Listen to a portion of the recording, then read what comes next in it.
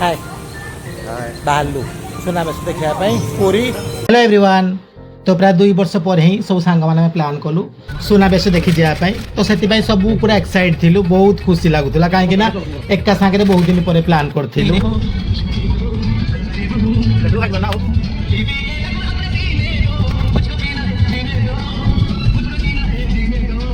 तो बाटर में 2 पेटी पानी आम पैक कर देलु। आ देखु वर्षा पर चली बाट सारा, तो से आगे टे खाईदेलु गरमा गरम दहीबरा।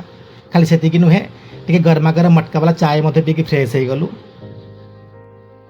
आपण तो जानी भुवनेश्वर माँ हांडीशाल से आम के ट्राए भी कर सब फास्ट टाइम समस्ते भात मटन टे खाइलु लंच रे। आ मोर रिव्यू तो बहुत भल थिला। आ एते सारा खाइलु कि देखंतु दांत खोलिया काठीर अभाव पड़गला। पिला खाद्य हजम करने पिला थम्सअप पीवा आरंभ करदे।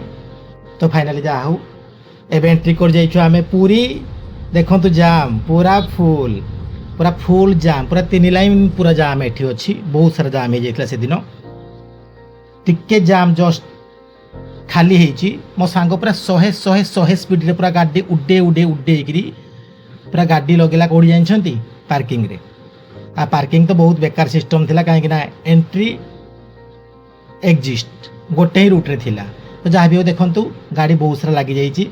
आम गाड़ी बहुत आराम से पार्किंग करिके फ्रेश हो गलु।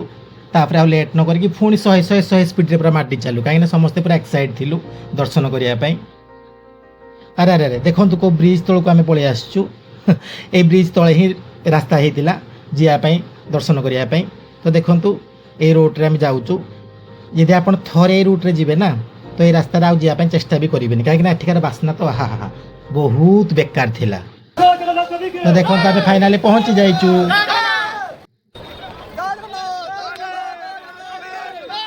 तो माहौल पूरा हो जाइतला एठी, पूरा भीड़ पूरा जाम। हेलो आम पहुंची जाइचु एबे सुनाबेश देखा। तो एबे प्राय 5:10-15 होइछि ना, बट ओपनिंग माने आरंभ होइनी। तो बहुत जाम देखो पूरा देखली ना।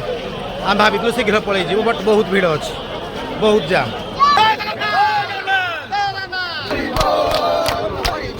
कीर्तन मंडली आपण मैंने भी एंजॉय कर दिंतु।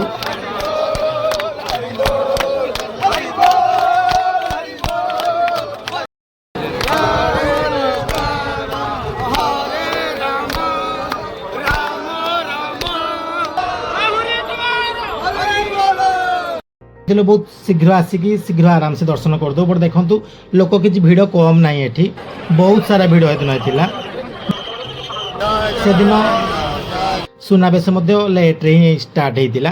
तो देखंतु समस्त पूरा फोटो वीडियो करने पूरा रेडी होगी समस्त अच्छा। हाँ मुझे किसी कम नहीं, मुझे मोर ब्लॉग रे पूरा सामिल थी, रेडी होगी। ये देखो जगन्नाथ बलभद्र सुभद्रा रथ पूरा साक्षात छिड़ा होती। बहुत खुशी लगुला, एक्साइट लगुला दर्शन कर आराम से।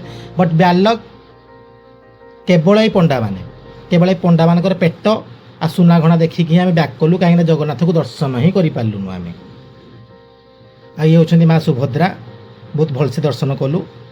आ देखु बलभद्र रथ तो केवल सुना गोड़ ही आम देखिपारू, आउ कि भी देखिपारूनु। जहाँ भी हुए एनिवे आम ए बैक कर जाइलु। देखु प्राय 5-6 किलोमीटर पूरा रास्ता जाम। आम तो गुल्लक कि आम बहुत शीघ्र जाकि बैक कर जाइलु। भोक हेतु पूरा जोर लगला। आम सांग मान तो भोक किसी कम हुए समस्ते खाद्य विकल पूरा फुल। तो से लेट न कर गोटे फास्टफुड दुकान रे समस्ते पूरा पेटे खाई बाहरलु। अरे अरे अरे वर्षा पूरा स्टार्ट हो गला जोरदार रे। तो आ ब्लॉग ना वीडियो करी हबनी। Okay Jai Jagannath, bye bye. Sorry just गोटे मिनट रही जातु ना, कहीं राति 11:30 आम डिनर टा देखी दिंतु। ओके बाय बाय, जय जगन्नाथ।